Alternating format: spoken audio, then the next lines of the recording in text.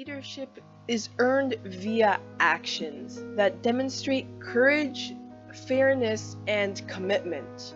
Leaders work harder than anyone else to achieve their goal. Learn to be a leader. Once upon a time, a king ordered his two sons to build two large aqueducts to supply water to his country estates, which were in a very poor state due to a great drought. The first son took part of his father's riches and part of the army. With them he traveled north, where he ordered the people of those lands to work hard on building the aqueduct. He oversaw the work very carefully, paying the villagers fairly and finishing the project within the predicted 2 years. Proud of his work, he returned to the palace, only to find the place in the midst of celebrations for the coming crowning of his brother as king.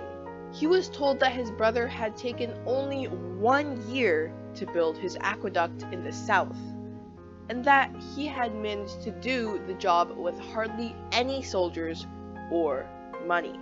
This seemed so strange to the first brother that he began to investigate the southern aqueduct. What he found amounted to more than a few irregularities. He returned to the palace, telling his father to avoid this madness of making his brother king. "Why do you say that? Is there something I should know?" asked the king. "You know how much I love my brother, but he must have gone crazy. He has dragged our good name through the gutter.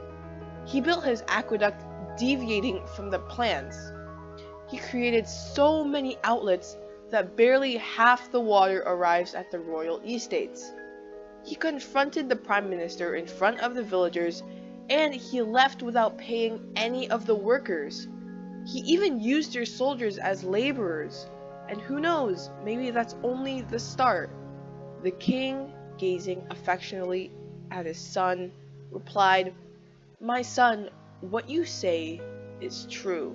Your brother had the initiative to modify the aqueduct to improve it, the wisdom to purpose something which would improve the lives of everyone.